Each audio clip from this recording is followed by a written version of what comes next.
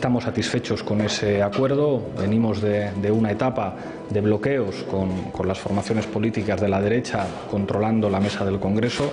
Creo que es un acuerdo sensato y que va en la dirección de una colaboración necesaria. Estamos muy contentos y les puedo confirmar que Gloria Elizo será la vicepresidenta primera de esta Cámara.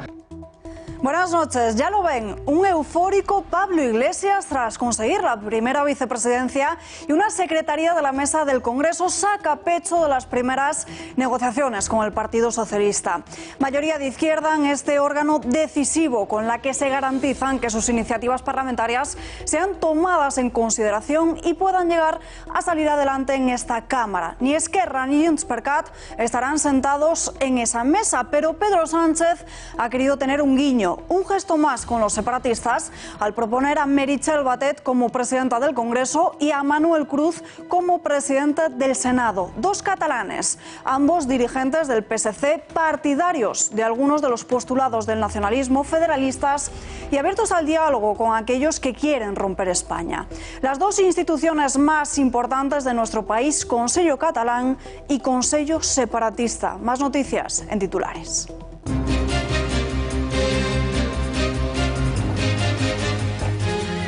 Pedro Sánchez no tiene de momento los apoyos garantizados para salir como presidente del gobierno en una supuesta sesión de investidura y el veto del separatismo a Miquel Iceta como senador ha complicado las cosas para los socialistas. El PSOE confiaba en contar con Esquerra, pero todo ha cambiado y ahora miran a Ciudadanos.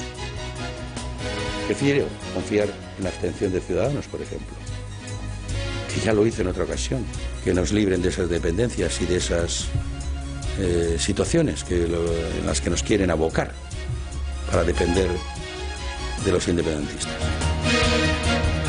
Ahí lo ven, primera foto de familia en la escalinata del Congreso de los Diputados. Los 24 de Vox llegan a la Cámara Baja. Hoy muchos de ellos han ido a recoger sus credenciales y han decidido inmortalizar ese momento.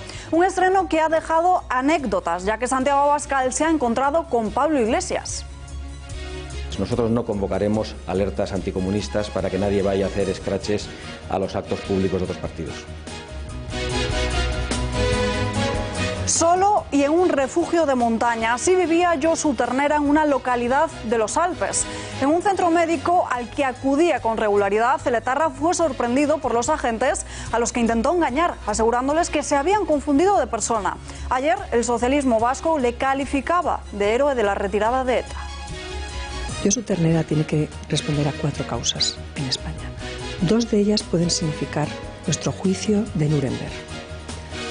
Cómo se termina el terrorismo, cómo se afronta el posterrorismo, es absolutamente necesario.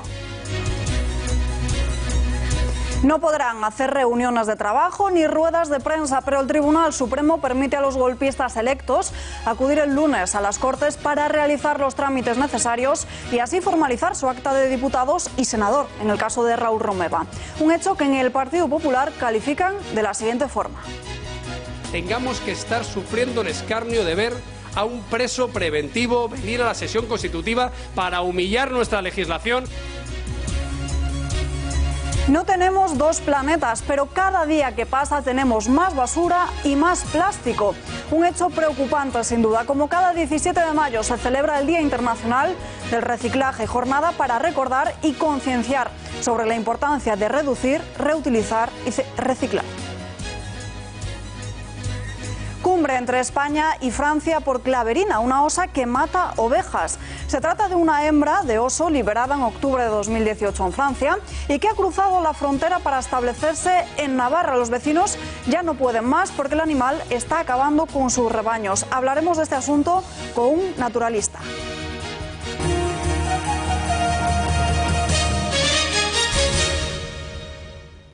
Nos gustaría más, mucho más, en lugar de esta hipótesis a la que nos quieren llevar, poniéndonos de modo dependiente frente a quienes no aspiran a darnos estabilidad, me gustaría más que me pusieran en la hipótesis de aquellos que dicen apostar por la estabilidad y hacer frente al desafío independentista, ayudarán.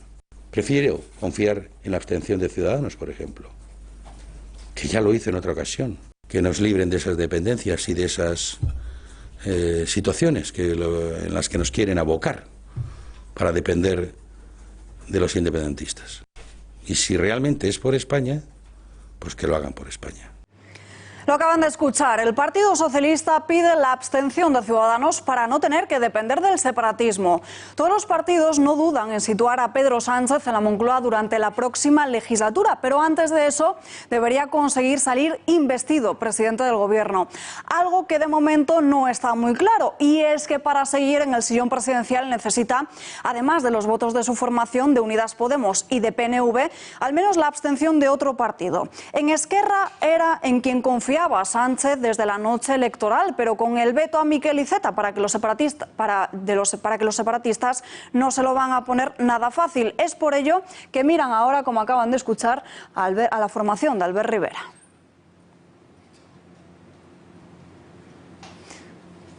Pero ¿cuándo se producirá esa sesión de investidura? Pues como mínimo habrá que esperar hasta la última semana de este mes, aunque todo se puede demorar.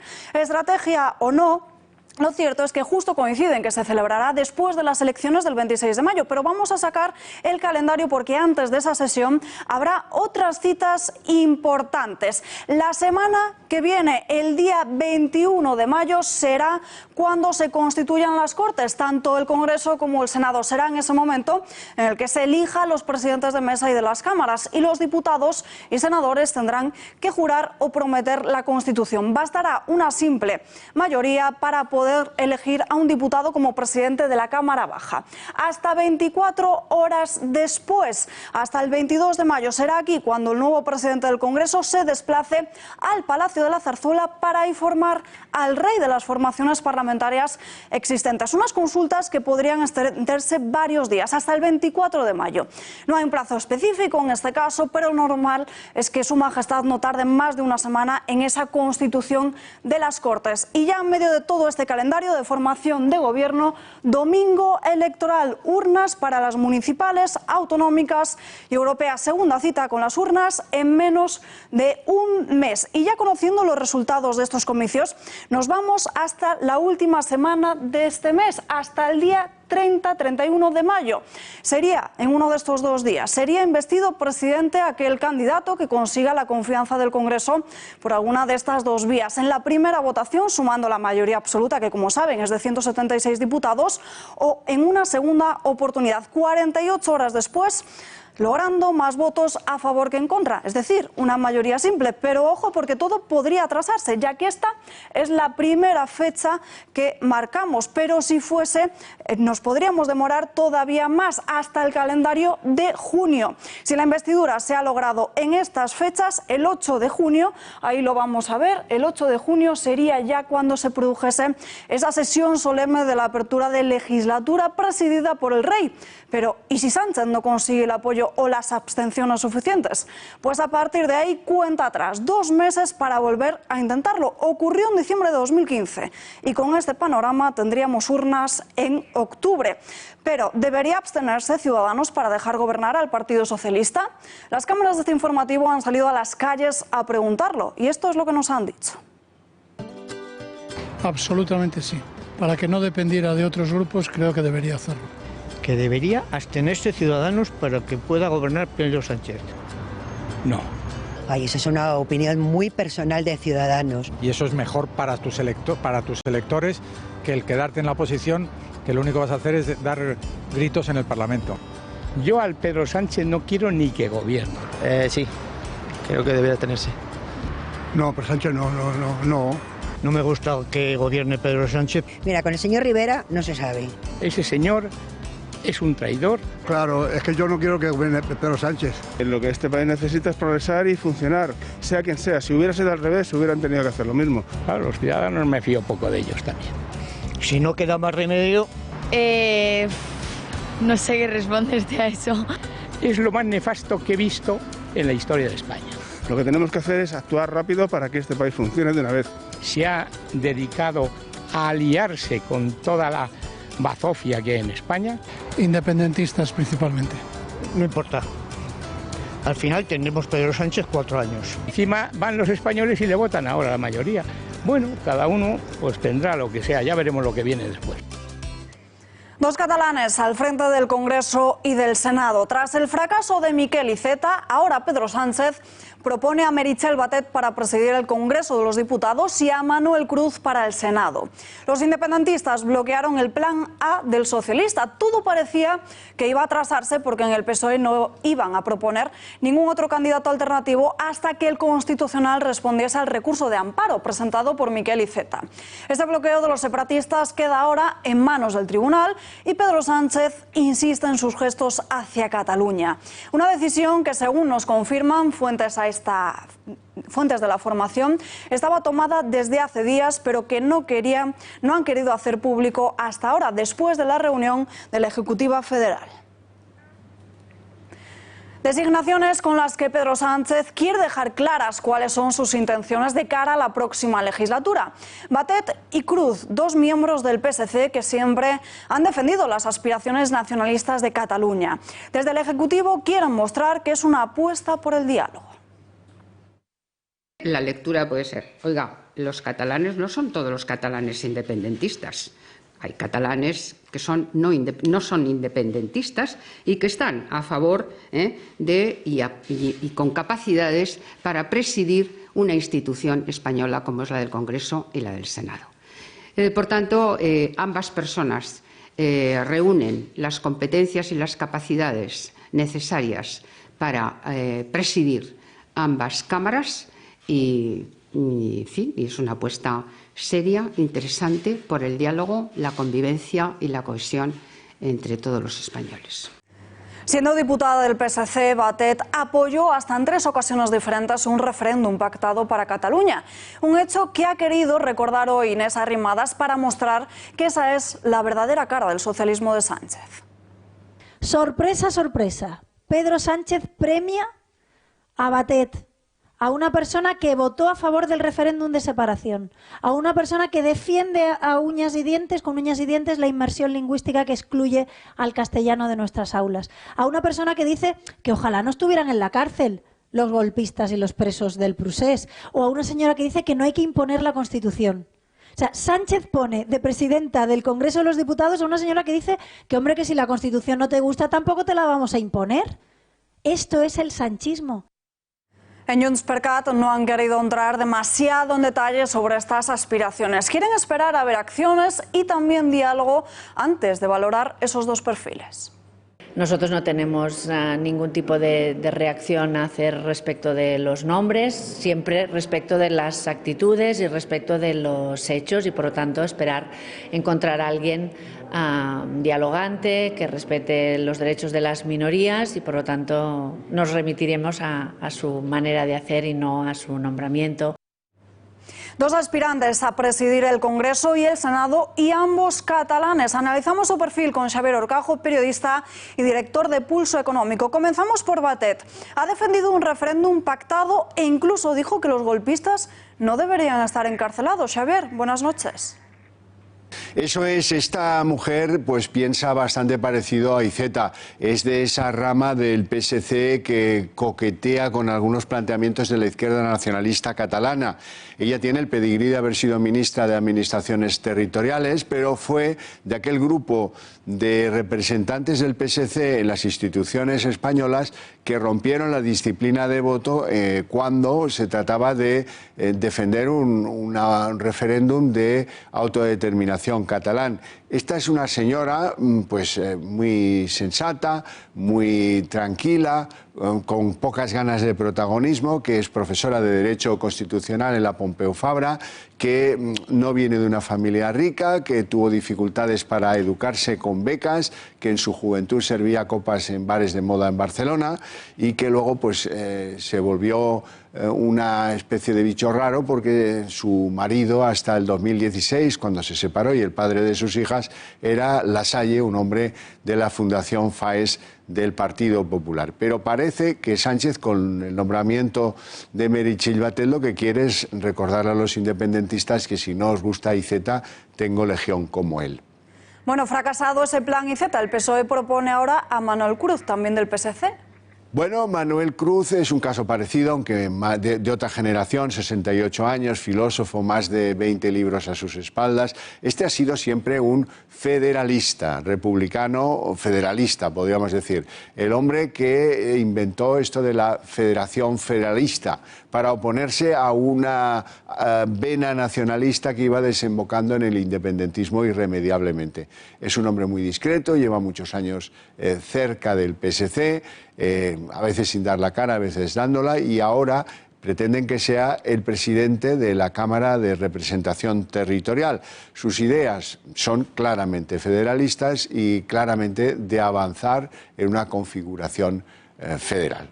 Xavier, gracias y muy buenas noches. Y cerrado el acuerdo entre el PSOE y Podemos para la mesa del Congreso de los Diputados. La izquierda se garantiza el control. Los socialistas anunciaron el pacto con los morados, que han trabajado las portavoces de los dos grupos, Adriana Lastra e Irene Montero, y se ha saldado sin sorpresas. 3 puestos para el PSOE, 2 para Unidas Podemos, 2 para el PP y 2 para Ciudadanos. La presidencia, como hemos dicho antes, Meritxell Batet, una vicepresidencia y una secretaría, es decir, 3 puestos para el PSOE. Unidas Podemos ocupará la vicepresidencia primera y la secretaría primera. En virtud de ese pacto, los independentistas de Junts per Cat y Esquerra, ni tampoco Vox, estarán en la mesa. Tampoco estuvo nunca entre los planes de Partido Socialista ni de Podemos.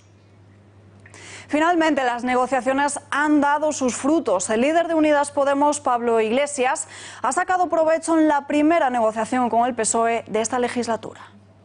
Como saben, hemos llegado a un acuerdo con el Partido Socialista en lo que se refiere a la configuración de la mesa. Estamos satisfechos con ese acuerdo. Venimos de una etapa de bloqueos con las formaciones políticas de la derecha controlando la mesa del Congreso. Creo que es un acuerdo sensato y que va en la dirección de una colaboración necesaria. Estamos muy contentos y les puedo confirmar que Gloria Elizo será la vicepresidenta primera de esta Cámara.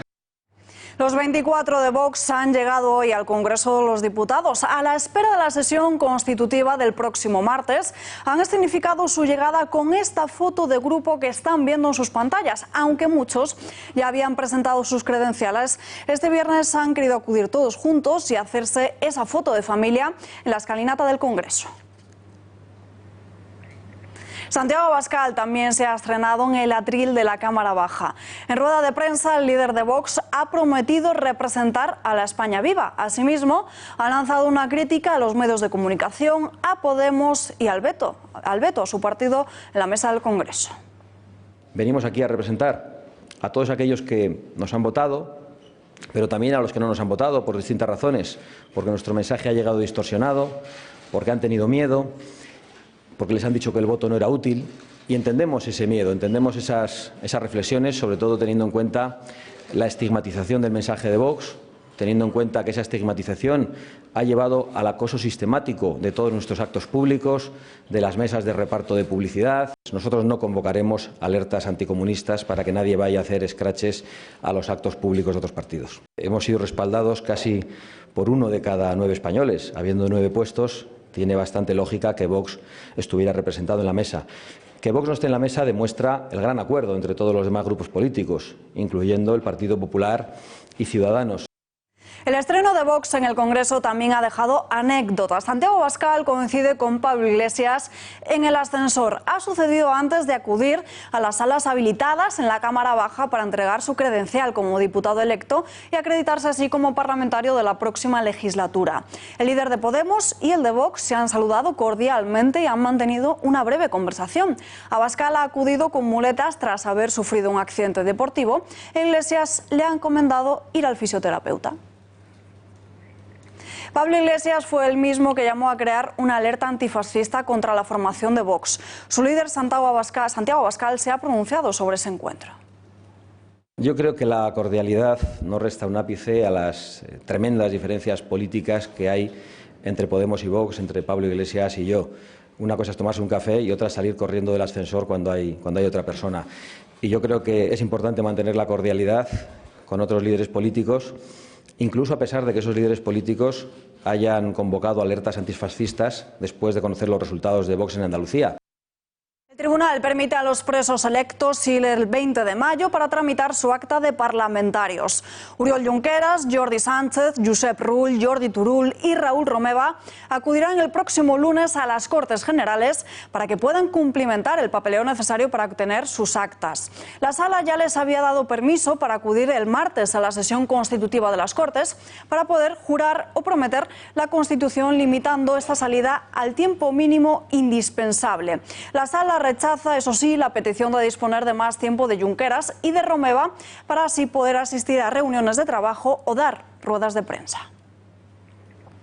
El PP ve un escarnio ver a los separatistas en la Cámara Baja. En un acto en Melilla, junto al presidente de la comunidad autónoma, Pablo Casado, ha asegurado que el socialismo sigue dependiendo de partidos como Esquerra. Y resulta que tengamos que estar, en vez de jurando la Constitución y acordándonos de don Felipe VI y el rey, y jurando lealtad a esta nación, tengamos que estar sufriendo el escarnio de ver a un preso preventivo venir a la sesión constitutiva para humillar nuestra legislación, para torsionar el sistema y para decir: aquí estamos nosotros que mandamos sobre Sánchez. Josu Ternera vivía solo en un refugio de montaña, hacía deporte, tenía 4.000 euros cuando fue detenido y se hacía llamar Bruno Martí, un escritor venezolano. Según han relatado fuentes de la lucha antiterrorista, este refugio en los Alpes franceses tenía unas condiciones mínimas de habitabilidad y desde aquí prácticamente a diario salía a la montaña para realizar marcha. 17 años después de su fuga fue sorprendido por los agentes y no iba armado. La detención se produjo en un aparcamiento de un centro médico al que acudía regularmente y Ternera intentó escabullirse asegurando que se trataba de un error, pero finalmente no ofreció resistencia y fue esposado. Ternera ha sido trasladado a París y tendrá que hacer frente a la sentencia que lo condenó en rebeldía en el año 2017 a 8 años de cárcel y España le reclama para juzgarlo por varias causas pendientes. Su detención puede ayudar a esclarecer los asesinatos sin resolver de la banda. Más de 30 terroristas se esconden hoy en diferentes países del mundo. Tras la detención de Ternera, cabe hacerse una pregunta: ¿cuántos etarras han logrado escapar de la justicia fuera de nuestras fronteras? Esta era la última vez que se supo de Josu Ternera. ETA, Organización Socialista Revolucionaria Vasca de Liberación Nacional, quiere informar al pueblo vasco del final de su trayectoria. Puso voz al comunicado en el que ETA se rendía y anunciaba su fin definitivo el año pasado. Desde ahí se intensificó su búsqueda y pasó a formar parte de las cuentas pendientes de la policía y la Guardia Civil. Pero hoy por fin se conseguía poner fin a 17 años de búsqueda. Hasta entonces, Josu Ternera ha sido el culpable de algunos de los atentados más crueles y salvajes de la historia, como el de Hipercor o el del cuartel de Zaragoza, tan solo unos meses después. También el etarra Josu Ternera fue elegido como diputado del Parlamento Vasco, donde pasa a formar parte de la Comisión de Derechos Humanos. Pero aún quedan muchas búsquedas por resolver, porque además de Josu Ternera, la policía todavía está detrás de la pista de 30 terroristas que permanecen huidos, repartidos en 8 países de 3 continentes distintos, aunque sin duda el escondite favorito para estos delincuentes está en Venezuela. Precisamente allí se encuentra otro sanguinario terrorista de Juan Achaos. Él lleva ya huido más de 11 años. Maite Pagazartundúa ha recriminado las palabras del socialismo vasco, calificando a Josu Ternera de héroe. La candidata de Ciudadanos al Europarlamento ha señalado que la sociedad vasca todavía tiene muchos pasos que dar. Josu Ternera tiene que responder a 4 causas en España. 2 de ellas pueden significar nuestro juicio de Nuremberg. Cómo se termina el terrorismo, cómo se afronta el posterrorismo, es absolutamente necesario. Y hay que refutar la historia de ETA en esos juicios. Hablamos de esta detención de Ternera con Víctor Valentín Cotobal, vicepresidente de Dignidad y Justicia. Señor Cotobal, muy buenas noches. Muy buenas noches y un placer volver a estar con vosotros. ¿Cuáles son las cuentas a saldar de Josu Etarra con la justicia? Pues este asesino tiene bastantes cuentas pendientes. Tiene una condena firme en Francia, que esperamos que sea de unos 3 años, puesto que ya cumplió condena desde el año 90 al 96 por asociación de malhechores. Y luego en España tiene 4 causas pendientes. la de las Herricot-Tabernas, pero que es por colaboración, por lo tanto se considera causa juzgada por comparación con la de Francia. Tendría también la de la Casa Cuartel, que fue una masacre, lo que pasa es que ahí va a ser muy difícil demostrar la autoría, aunque el informe de Guardia Civil es muy bueno. Unas diligencias abiertas por el caso del directivo de Michelin, Luis Hergueta, del año 80, y en la que tenemos nuestras esperanzas, que es la causa de lesa humanidad que abrimos desde Dignidad y Justicia ya hace unos años, en las cuales él sería responsable o dirigente, y como el paraguas de la lesa humanidad es más amplio en las autorías, se le pediría la autoría inmediata por dominio de la organización, y son 20 años de condena. Entonces, de las 4 causas de España, 2 puede que tengan buen final. Se ha hablado mucho del estado de salud de Letarra. ¿Cree que podría repetirse el caso Bolinaga? Yo espero que no, porque Bolinaga no fue excarcelado por motivos humanitarios, sino fue por voluntad política. Entonces, si se aplica esa voluntad a Josu Ternera, pues indudablemente estará libre. Hay que recordar que Bolinaga, los últimos 3 años de su vida, y permitirme la expresión, se los pasó cerrando Herricot-Tabernas.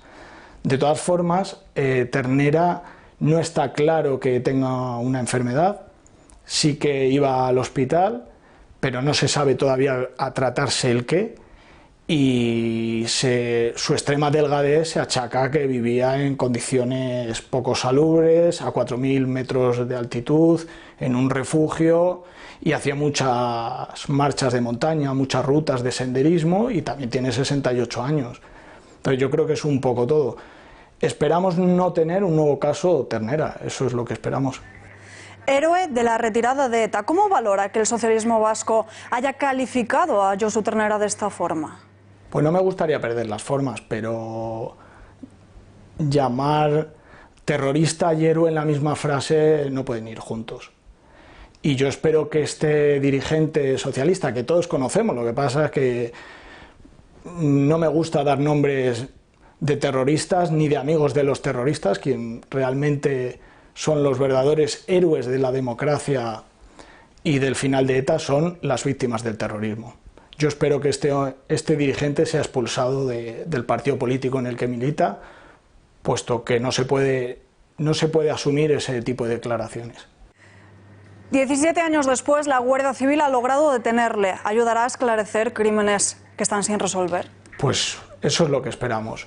Hay 379 casos de ETA sin resolver, y quiero puntualizar que son 379, cuando se dice muchas veces que son más de 300 o casi 400, no, exactamente son 379, porque hablamos de asesinatos y de vidas humanas, y hay que ser muy escrupuloso con la cifra.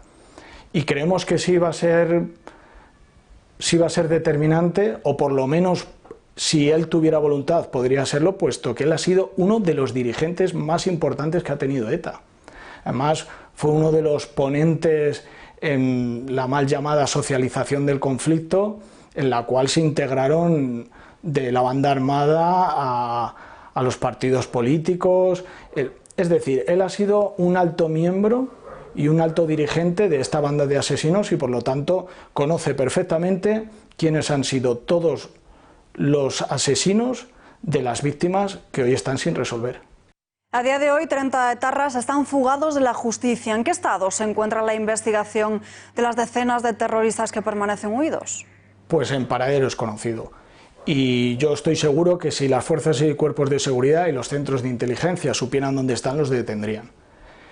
El problema no es tanto porque estén huyendo de la justicia, que estarán en santuarios sudamericanos como Bolivia, Cuba o Venezuela, sino no el problema, como digo, de que estén huidos de la justicia, que también, que tienen que ser buscados, localizados y juzgados, sino qué es lo que pueden estar tramando. Y digo esto porque hace unas semanas estuve aquí hablando de esos disidentes de ETA que pueden volver a las armas, y precisamente los huidos son los más radicales y los más peligrosos.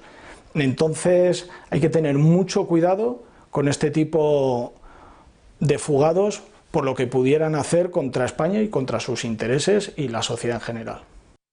Señor Codovall, gracias y muy buenas noches. Muchas gracias, buenas noches. 17 de mayo se celebra el Día Internacional del Reciclaje, una jornada de concienciación dirigida a toda la sociedad. Basura en nuestros océanos, ríos llenos de desperdicio o aire imposible de respirar en las ciudades. Pero hay un material que miren donde miren, ahí está, el plástico. Están en nuestro día a día. Cuando vamos a la frutería, en el supermercado, pero no nos damos cuenta de dónde acaban. Cada año 8 millones de toneladas de plástico terminan en los océanos y España suspende. Nuestro territorio arroja 126 toneladas de plástico al día, colocándose como el segundo país que más plásticos vierte al Mediterráneo, tan solo detrás de Turquía. Estas imágenes cedidas por la organización Oceana lo demuestran. La creciente cantidad de plásticos afectan a las especies vulnerables. Es más que evidente y una verdadera pena. Más de 1.300 especies se han visto afectadas por los residuos plásticos y no son solo los peces. Mamíferos, tortugas y aves también se enredan y también ingieren plástico. Esta ballena fue encontrada hace poco más de un mes en Filipinas con 40 kilos de material plástico en su interior. Ya lo ven. De su estómago sacaron hasta 16 sacos de arroz y numerosas bolsas de supermercado. Murió de hambre. ¿No les parecen suficientes para concienciarse estas otras imágenes? Las aves confunden la comida con los plásticos, se les llena el estómago y les impide la digestión hasta su muerte. Esta es la realidad, estas son las consecuencias de lo que provocamos. Los gobiernos han de tomar conciencia y si tú, que estás viendo esto, no quieres mirar por ellos, mira por ti, en la sal, en el pescado que comes e incluso en el agua que bebes. El plástico que flota en los ecosistemas llega hasta nuestro organismo. El nunca es tarde ya no vale. Ahora tenemos que cambiarlo. Y tenemos conexión en directo con Miguel Yuba, presidente de la Asociación Más Natural. Señor Yuba, muy buenas noches. Buenas noches. ¿Cuáles son las ventajas ambientales y económicas del reciclaje? ¿Es realmente útil? Pues sí, en cuanto a las ambientales, pues reduce la sobreexplotación de los recursos naturales, se utiliza menos energía, menos agua y disminuye la contaminación, fomenta la sostenibilidad. Y luego en cuanto a las económicas, pues son incluso más interesantes, ¿no? Porque ahorran la materia prima nueva. Por ejemplo, para fabricar acero, el reciclaje de chatarra reduce el 90% de los minerales, ahorra energía, ahorra agua. Los beneficios económicos para las personas, de toda la gente que trabaja en el sector de los residuos, y luego disminuye también la cantidad de sólidos que llegan a los vertederos, con lo cual se ahorra en gastos de transporte y en el espacio. ¿Están las empresas concienciadas? Se lo preguntamos porque cuando vamos al supermercado todo está envuelto en plástico.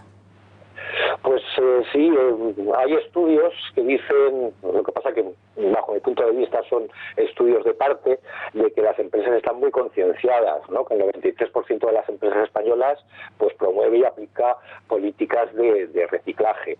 Sin embargo, bueno, pues todos sabemos como consumidores que en los supermercados nos envuelven las hortalizas, las frutas excesivamente en plástico, ¿no? Se ha puesto de moda incluso que las naranjas vayan peladas dentro de una bandeja de plástico que está cubierta por otra bolsa de plástico, cuando el mejor envase que hay en una naranja es la piel, ¿no? ¿Es verdad que a pesar de reciclar luego los materiales se mezclan o es un mito? Pues por desgracia las dos cosas. En general no es verdad. En general se recicla y se siguen los procesos de reciclaje que han puesto en marcha cada una de las organizaciones que se encarga de esto, ¿no? Lo que pasa es que sí que hay anomalías y excepciones, y a veces pues en localidades pequeñas pues no siguen esos procesos, y hemos visto pues reportajes en los que se constata todo esto, ¿no? Que al final mezclan todo porque les resulta más fácil. Pero vamos, son excepciones, son anomalías. Muchísimas gracias por atender a nuestra llamada. Muy buenas noches. De acuerdo, gracias. Golpe a la captura ilegal de pesca. Cae una mafia rumana que se dedicaba a traficar con toneladas de carpas y siluros pescados de forma ilegal en las zonas más recónditas del río Ebro en Aragón y embalses de Zaragoza y Huesca. La denominada Operación Glanis culmina con 23 personas detenidas y hasta 8 toneladas intervenidas de pescado no apto para el consumo humano. De esta forma, la Guardia Civil y la Policía Nacional desmantelan 2 redes mafiosas, una operación coordinada por la Europol, después de que la policía rumana diese la voz de alerta al Seprona de la Guardia Civil. Y es que en Rumanía estaban causando un problema de salud pública al no tener las garantías sanitarias necesarias. Cumbre entre España y Francia por Claverina, una osa que mata a ovejas. Se trata de una hembra de oso liberada en octubre de 2018 en Francia y que ha cruzado la frontera para establecerse en Navarra. Los vecinos ya no pueden más porque el animal está acabando con sus rebaños. Según la Unión de Agricultores y Ganaderos de Navarra, la osa ha matado ya a 8 ovejas en Navarra en 7 ataques, 3 de ellos en una sola semana tras el periodo de hibernación. Y hablamos de todo ello con el naturalista Alex Lajein, que nos acompaña aquí con nosotros. Muy buenas noches. Hola, buenas noches. Bueno, tan importante es este tema como para poder protagonizar una cumbre.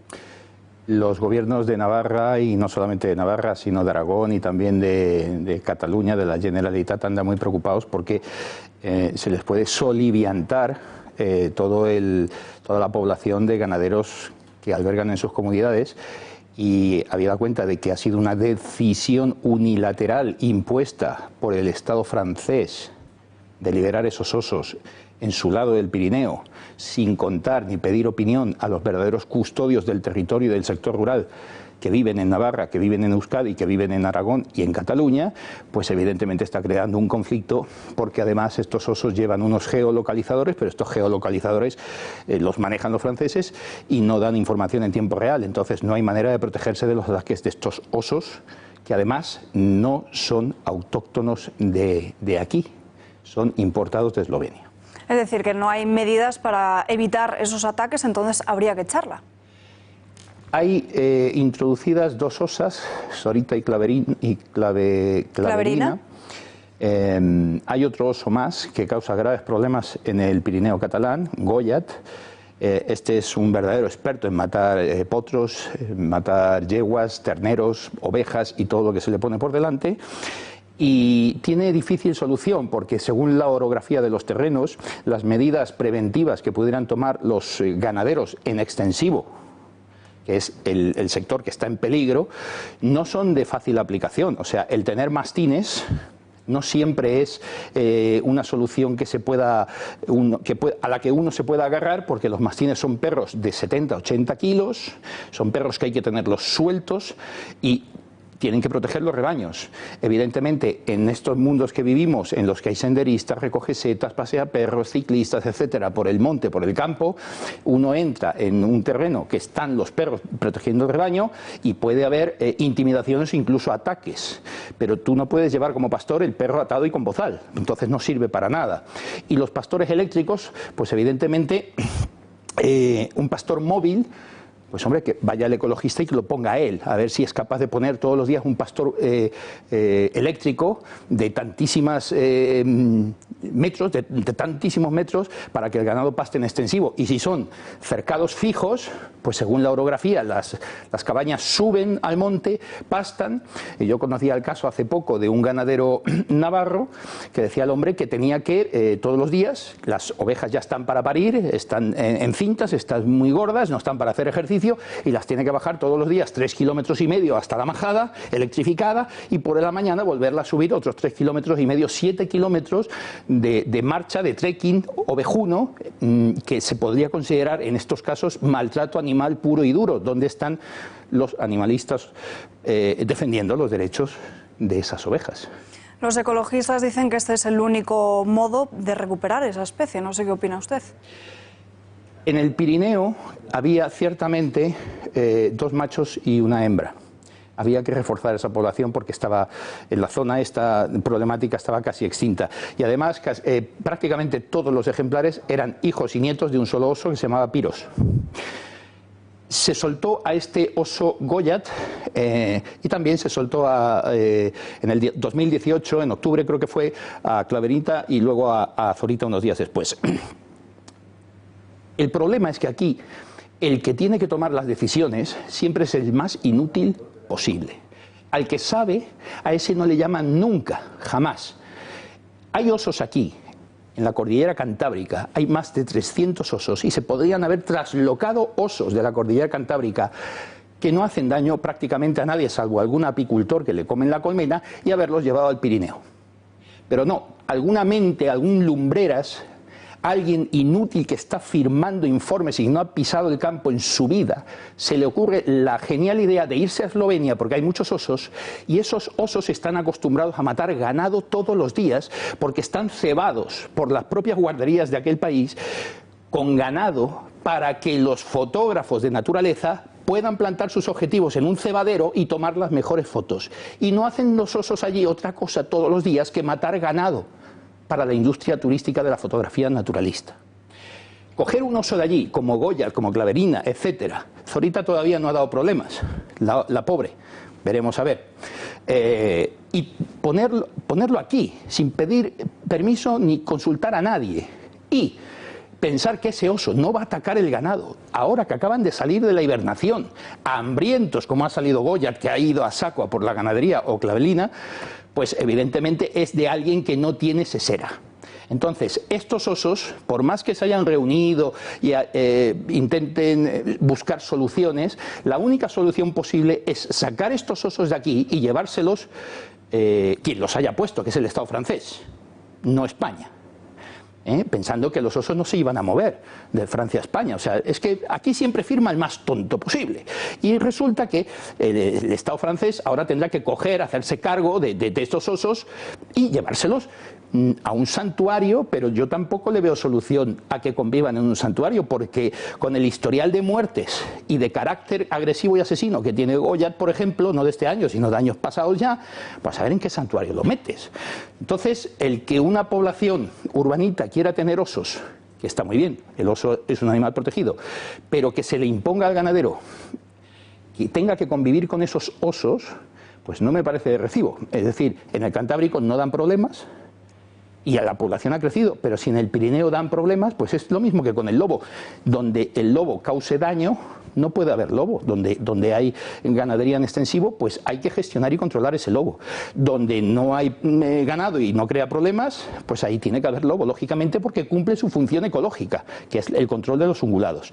Difícil solución tiene esto. He visto al líder de los ecologistas en acción diciendo que no, que había que a toda costa convivir con los osos, los ganaderos tenían que aprender, convive tú. Plántate tú los pastores y dobla la raspa, porque estos y toda la patulea de chiringuitos que viven del público, a todos los demás no se les conoce oficio desde los años 80 que se implantaron aquí. No han dado un palo en su vida y solo viven de las subvenciones y de decirle a la gente del campo lo que tiene que hacer desde la ciudad, sin haber pisado un terrón en su vida. Difícil solución tiene esto. Bueno, además de este tema, en esa cumbre, ¿qué otros temas se han tratado? No, la cumbre ha sido hoy, todavía no ha trascendido qué posibles medidas puedan tener. Se hablaba de facilitar a los ganaderos y a los forestales unos sistemas de visión térmica, porque llega la información de los geolocalizadores GPS con casi 12 horas de retraso y además no te fija el sitio exacto. Entonces tú puedes estar pensando que el oso está aquí, pero en 12 horas se ha movido y está aquí, y además no sabes el punto exacto. O sea, tú no sabes qué hacer con tus ovejas, con tus potros, con tus terneros, no sabes qué hacer realmente, estás indefenso. Con unos localizadores de visión térmica, por lo visto, por lo menos podrían defenderse teniendo al oso cerca. No sé qué más medidas habrán trascendido. Supongo que el tema tabú de coger a los osos y llevárselos a su sitio, pues no habrán querido crear un conflicto con Francia. Si esto hubiera sido al revés, que los españoles hubiéramos soltado los osos y el problema lo tuvieron los franceses, ya se habrían puesto todos los ganaderos, los chalecos amarillos estos, habían puesto en jaque al gobierno francés y habían tomado medidas ya. Pero como aquí siempre nos bajamos los pantalones ante cualquiera que llega al último, pues así nos va. Veremos qué es lo que sucede. Muchísimas gracias por estar aquí con nosotros. Muy buenas noches. Cambio brusco de temperaturas en toda España. Caen los termómetros, especialmente en el extremo oeste peninsular, con algunas precipitaciones que podrían ser localmente fuertes en La Rioja y el nordeste de Castilla y León, pero no serán los únicos puntos de nuestro país en los que habrá que volver a sacar el paraguas. También lluvias en el País Vasco, en Navarra, Aragón y Cataluña. En el resto de la península han predominado los cielos cubiertos con alguna precipitación leve.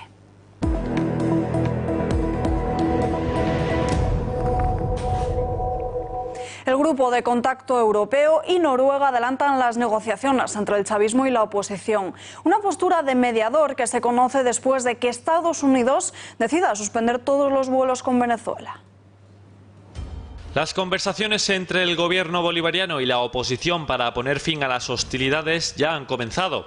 El lugar elegido para el encuentro entre los representantes de Nicolás Maduro y Juan Guaidó ha sido Oslo, capital de Noruega, un país que se ha mantenido neutral desde la proclamación de Juan Guaidó como presidente legítimo de Venezuela. Noruega fue de los pocos países europeos que no reconoció a Guaidó y simplemente se limitó a pedir una nueva convocatoria electoral, con el fin de ser el mediador entre ambas partes, como han confirmado en un comunicado en el que se muestran dispuestos a colaborar en la búsqueda de una solución pacífica. La reunión ha sido confirmada por Maduro, que afirmó el pasado miércoles que el ministro de Comunicación, Jorge Rodríguez, se encontraba en una misión muy importante en el exterior. Por parte de la oposición, los interlocutores han sido Gerardo Blay, exdiputado, Fernando Martínez Mótola, exministro, y el segundo vicepresidente de la Asamblea Nacional, Stanley González. Las conversaciones ya han terminado y ambas partes están volviendo a Caracas, la oposición por París y los chavistas por Madrid, según publican los medios noruegos. En paralelo, Estados Unidos ha suspendido todos los vuelos con destino o procedentes de Venezuela en virtud de la legislación vigente, ya que representan una amenaza a la seguridad de los pasajeros, de los tripulantes y de las aeronaves. Este anuncio, que desautoriza a todas las aerolíneas, se ha producido después de que la mayoría de las compañías como American Airlines, Lufthansa, Air Canada o Avianca cancelasen dichas rutas de motu propio. Nicolás Maduro ha asegurado que la medida perjudicará a ambos países. Han prohibido la semana pasada, después de la derrota del golpe de Estado, 24 horas después prohibieron los vuelos comerciales. ¿Qué ganó el gobierno de Trump suspendiendo los vuelos comerciales? Nada. Se hicieron daño a sí mismos y le hacen daño a ciudadanos. La gota que ha colmado el vaso del distanciamiento entre ambos gobiernos ha sido la toma de la Embajada de Venezuela en Washington por parte del Departamento de Estado norteamericano. La embajada fue ocupada hace 37 días por activistas del régimen de Maduro. La intervención policial fue anunciada el pasado martes, pero los bolivarianos hicieron caso omiso y en el día de hoy han sido desalojados. Por su parte, los venezolanos de la capital de Estados Unidos, pro Guaidó, han celebrado la desocupación.